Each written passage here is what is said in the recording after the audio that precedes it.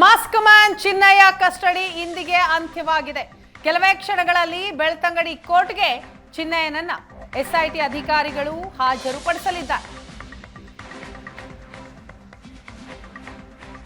Court ಹಾಜರಿಗೂ ಮೊದಲು medical test ಆಗುತ್ತೆ. ಇಂದಿಗೆ ಚಿನ್ನಯ್ಯನ 15 ದಿನಗಳ ಎಸ್ಐಟಿ ಕಸ್ಟಡಿ ಅಂತ್ಯ. ನ್ಯಾಯಾಂಗ ಬಂಧನಕ್ಕೆ ಒಳಗಾಗ್ತಾನ ಹಾಗಾದ್ರೆ ಚಿನ್ನಯ್ಯ? ನ್ಯಾಯಾಂಗ ಬಂಧನಕ್ಕೆ ಒಪ್ಪಿಸಿದ್ರೆ ಜೈಲ್ ಫಿಕ್ಸ್. 15 ದಿನದಿಂದ ಮಹಜರ್ ವಿಚಾರಣೆಯನ್ನ ಮಾಡಿದ ಎಸ್ಐಟಿ ಮತ್ತೆ ಚಿನ್ನಯ್ಯನನ್ನ ಕಸ್ಟಡಿಗೆ ಕೇಳೋದು ಅನುಮಾನ. ಹಾಗಾಗಿನೇ ಜೈಲ್ ಸೇರ್ತಾನ ಚಿನ್ನಯ್ಯ? ನ್ಯಾಯಾಂಗ ಬಂಧನಕ್ಕೆ ಕೋರ್ಟ್ ಒಪ್ಪಿಸುತ್ತಾ? ಒಂದು ವೇಳೆ ನ್ಯಾಯಾಂಗ ಬಂಧನ ಅಂತ ಆದೇಶ ಹೊರಬಿದ್ರೆ ಚಿನ್ನಯ್ಯನಿಗೆ ಜೈಲ್ ಫಿಕ್ಸ್.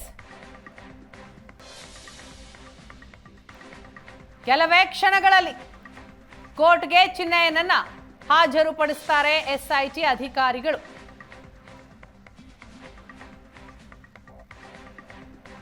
ಇಂದಿಗೆ ಚಿನ್ನಯ್ಯನ 15 ದಿನಗಳ ಕಸ್ಟಡಿ ಅವಧಿ ಅಂತ್ಯವಾಗುತ್ತೆ. ಹಾಗಾಗಿ ನ್ಯಾಯಾಧೀಶರ ಎದುರು ಚಿನ್ನಯ್ಯನನ್ನ ಹಾಜರುಪಡಿಸ್ತಾರೆ. ಅದಕ್ಕೂ ಮುನ್ನ ಮೆಡಿಕಲ್ ಟೆಸ್ಟ್ ಆಗುತ್ತೆ. ತದನಂತರ ನ್ಯಾಯಾಧೀಶರ ಎದುರು ಚಿನ್ನಯ್ಯನನ್ನ ಹಾಜರುಪಡಿಸ್ತಾರೆ. ನ್ಯಾಯಾಲಯ ಏನು ಮಾಡುತ್ತೆ? ಎಸ್ಐಟಿ ಅಧಿಕಾರಿಗಳು ಮತ್ತೆ ಆತನನ್ನ ಕಸ್ಟಡಿಗೆ ಕೇಳುವ ಸಾಧ್ಯತೆ ತೀರಾ ಕಮ್ಮಿ ಅಂತಾನೆ ಹೇಳಲಾಗ್ತಾ ಇದೆ. ಆತನ ವಿಚಾರಣೆಯನ್ನ ಮಾಡಿರುವ ಎಸ್ಐಟಿ ಅಧಿಕಾರಿಗಳು. ಈ ಬಗ್ಗೆ ಡೀಟೇಲ್ಸ್ ಕೊಡ್ತಾರೆ ನಮ್ಮ ಪ್ರತಿನಿಧಿ ಭರತ್. ಇದೀಗ ನಮ್ಮ ಜೊತೆ ಸಂಪರ್ಕದಲ್ಲಿದ್ದಾರೆ. ಭರತ್, ಎಷ್ಟೊತ್ತಿಗೆ ಚಿನ್ನಯ್ಯನನ್ನ ಕೋರ್ಟ್ಗೆ ಹಾಜರುಪಡಿಸಲಾಗತ್ತೆ? ಸೊ ಮೆಡಿಕಲ್ ಟೆಸ್ಟ್ ಆಯ್ತಾ ಅಥವಾ ಇನ್ನಷ್ಟೇ ಆಗಬೇಕಾ?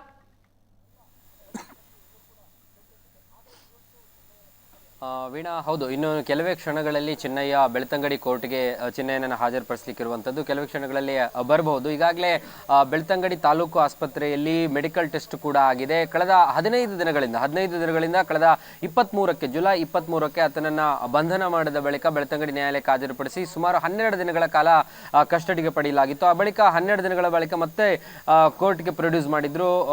ಫೈನಲಿ ಮತ್ತೆ 3 ದಿನಗಳ ಕಾಲ, ಅಂದರೆ ಆ ಸೆಕ್ಷನ್ಗಳ ಅಡಿಯಲ್ಲಿ ಒಟ್ಟು 15 ದಿನಗಳ ಕಾಲ ಏನೋ ಅವರನ್ನ ಎಸ್ಐಟಿ ಕಸ್ಟಡಿಗೆ ಕೊಡಬಹುದಿತ್ತು, ಅದನ್ನ ನ್ಯಾಯಾಧೀಶರು ಮಾಡಿದ್ರು. ಹಾಗಾಗಿ ಇವತ್ತು ಅಂತಿಮ ದಿನ, 15ನೇ ದಿನ, ಫೈನಲ್ ವಿಚಾರಣೆಗಳನ್ನು ಮುಗಿಸಿ ಬಹುತೇಕ ಎಲ್ಲವೂ ಕೂಡ ಅಂತಿಮ ಆಗಿದೆ. ಹಾಗಾಗಿ ಇವತ್ತು ಮತ್ತೆ ಆತನನ್ನ ಕಸ್ಟಡಿಗೆ ಕೇಳುವಂಥದ್ದು ಸಾಧ್ಯತೆಗಳು ಕಡಿಮೆ. ಯಾಕಂದ್ರೆ ಆ ವ್ಯಾಪ್ತಿಯಲ್ಲಿ, ಆ ಅಧಿಕಾರ ವ್ಯಾಪ್ತಿಯಲ್ಲಿ ಬರುವಂಥದ್ದು 15 ದಿನಗಳು ಮಾತ್ರ. ಹಾಗಾಗಿ ಮತ್ತೆ ಈತ ಇವತ್ತು ನ್ಯಾಯಾಂಗ ಬಂಧನಕ್ಕೆ ಕಾಲ ನ್ಯಾಯಾಂಗ ಬಂಧನಕ್ಕೆ ಒಪ್ಪಿಸಬಹುದು. ನ್ಯಾಯಾಂಗ ಬಂಧನಕ್ಕೆ ಒಪ್ಪಿಸಿದ್ರೆ ನೇರವಾಗಿ ಮಂಗಳೂರು ಕೇಂದ್ರ ಕಾರಾಗೃಹಕ್ಕೆ ಶಿಫ್ಟ್ ಮಾಡಲಾಗುತ್ತೆ. ಒಟ್ಟು ಸುದೀರ್ಘವಾದ ಅವಧಿಯಲ್ಲಿ ಜೂನ್ 22ರಿಂದ ನಾವು ಆರಂಭ ಮಾಡ್ಕೊಂಡು ನೋಡಿದ್ರು ಕೂಡ ಜುಲೈ 11ಕ್ಕೆ ಇದೇ ಕೋರ್ಟ್ಗೆ ಹಾಜರಾಗಿ 164 ಸ್ಟೇಟ್ಮೆಂಟ್ ಅನ್ನ ಆತ ಕೊಟ್ಟಿದ್ದ. ಆ ಬಳಿಕದ ಆತನ ಮಹಜರು ಪ್ರಕ್ರಿಯೆಗಳು, ಸ್ಥಳ ಗುರುತಿಸುವ ಪ್ರಕ್ರಿಯೆಗಳು, ಸುದೀರ್ಘವಾದಂತಹ ಮಂಗಳೂರು ಎಸ್ಐಟಿ ಕಚೇರಿಯಲ್ಲಿ ನಡೆದಂತ ಸುದೀರ್ಘವಾದಂತಹ ವಿಚಾರಣೆ, ಅದರ ಜೊತೆಗೆ ಉತ್ಖನನ ಪ್ರಕ್ರಿಯೆಗಳು, ಆ ಸಂದರ್ಭದಲ್ಲಿ ಹೋಗಿ ಬರ್ತಾ ಇದೆ ಅನ್ನುವಂಥದ್ದನ್ನ ಬಿಟ್ರೆ ಅಂತಿಮವಾಗಿ 23ಕ್ಕೆ 13 ಜಾಗ, ಅದರ ಜೊತೆಗೆ 1-2 ಜಾಗಗಳನ್ನ ಸೇರಿಸೊಂದು 16 ಅಂದಾಜು 20 ಜಾಗಗಳನ್ನ ಉತ್ಖನನ ಪ್ರಕ್ರಿಯೆಗಳನ್ನ ಕೂಡ ಮಾಡಲಾಗಿತ್ತು. ಆ ಬಳಿಕದ ಅಷ್ಟು ಪ್ರಕ್ರಿಯೆಗಳ ಬಳಿಕ ಒಂದಷ್ಟು ದಿನ ವಿಚಾರಣೆಯನ್ನ ಕೂಡ ಡೈಲಿ ಮಾಡ್ತಾ ಇದ್ರು.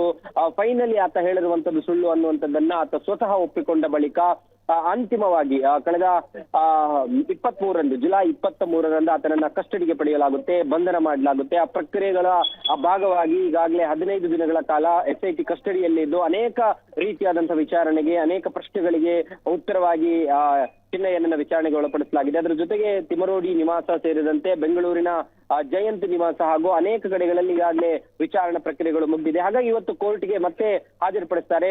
3 ದಿನಗಳಲ್ಲಿ ಏನೆಲ್ಲ ಪ್ರಕ್ರಿಯೆಗಳಾಗಿದೆ, ಅಂದ್ರೆ 3 ದಿನಗಳಲ್ಲಿ ಯಾವ ಹಂತದ ಪ್ರಕ್ರಿಯೆಗಳಾಗಿದೆ ಮತ್ತು ಯಾವ ರೀತಿಯಾದಂತಹ ಈ ಒಂದು ಪ್ರಕ್ರಿಯೆಗಳನ್ನ ಮುಗಿಸಲಾಗಿದೆ ಮತ್ತು ತನಿಖೆಯ ಪ್ರಗತಿಯ ಮಾಹಿತಿಗಳನ್ನ ಕೂಡ ಇವತ್ತು ನ್ಯಾಯಾಲಯಕ್ಕೆ ಸಲ್ಲಿಸಬಹುದು. ಅದ್ರ ಜೊತೆಗೆ ಆತರಿಗೆ ವಕೀಲರನ್ನ ಕೊಟ್ಟಿದ್ದಾರೆ ಕಾನೂನು ಸೇವಾ ಪ್ರಾಧಿಕಾರದಿಂದ. ಬಹುತೇಕವಾಗಿ ಅವರು ಆ ಒಂದು ಲೀಗಲ್ ಇದರಲ್ಲಿ ಒಂದು ಬೇಲ್ ಅರ್ಜಿಯನ್ನ ಕೂಡ ಮೂವ್ ಮಾಡ್ತಾರೆ. ಆದ್ರೆ ಈ ಹಂತಗಳಲ್ಲಿ ಬೇಲ್ ಅರ್ಜಿಗಳಿಗೆ ಮಾನ್ಯತೆಗಳು ಸಿಗುವಂತದ್ದು ಬಹಳ ಕಡಿಮೆ. ಹಾಗಾಗಿ ಇವತ್ತು ಆತನಿಗೆ ನ್ಯಾಯಾಂಗ ಬಂಧನಕ್ಕೆ ಕೊಟ್ಟು ಮುಂದಿನ ಹಂತಗಳಲ್ಲಿ ಆ ಬೇಲ್ ಅರ್ಜಿಯನ್ನ ರಿಸೀವ್ ಮಾಡಬಹುದು ಅಂತ ಅನ್ಸುತ್ತೆ. ಹಾಗಾಗಿ ಒಟ್ಟು ಕಾನೂನಾತ್ಮಕ ಪ್ರಕ್ರಿಯೆ ಇವತ್ತು 15 ದಿನಗಳ ಕಾಲ ಆತನನ್ನ ಕಸ್ಟಡಿಗೆ ತೆಗೆದು ಯಾವೆಲ್ಲ ಹಂತಗಳಲ್ಲಿ ಪ್ರಗತಿ ಇದೆ. ಅಂದ್ರೆ ತನಿಖೆಯ ಪ್ರಗತಿಯ ಮಾಹಿತಿಗಳನ್ನ ನ್ಯಾಯಾಲಯಕ್ಕೆ ಸಲ್ಲಿಸುವಂತದ್ದು ಮತ್ತು ಮುಂದಿನ ಹಂತಗಳಲ್ಲಿ ಆತನನ್ನ ಬೇಕಾದ್ರೆ ಅಂದ್ರೆ ನ್ಯಾಯಾಂಗ ಬಂಧನದ ಅವಧಿಗಳಲ್ಲೂ ಕೂಡ ಕೆಲವೊಮ್ಮೆ ಆ ಮಹಜರು ಪ್ರಕ್ರಿಯೆ ಆಗಿರ್ಬೋದು ಅಥವಾ ಬೇರೆ ಬೇರೆ ಪ್ರಕ್ರಿಯೆಗಳಿಗೆ ಕೋರ್ಟ್ನ ಅನುಮತಿಯನ್ನ ಪಡೆದು ಜೈಲಿನಲ್ಲಿರುವಂತ ಒಬ್ಬ ಕೈದಿಯನ್ನು ತೆಗೆದುಕೊಂಡು ಹೋಗ್ಲಿಕ್ಕೆ ಕೂಡ ಅವಕಾಶಗಳು ಬೇರೆ ಬೇರೆ ರೀತಿಯಲ್ಲಿ ಇರುವಂತದ್ದು. ಹಾಗಾಗಿ ಈಗ ಅಂತಿಮವಾಗಿ 15 ದಿನಗಳ ಬಳಿಕ ಆತನನ್ನ ನ್ಯಾಯಾಲಯಕ್ಕೆ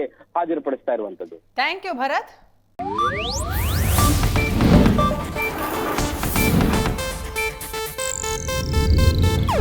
ಇದು ಏಷ್ಯಾನೆಟ್ ನ್ಯೂಸ್ ನೆಟ್ವರ್ಕ್ ಪ್ರಸ್ತುತಿ.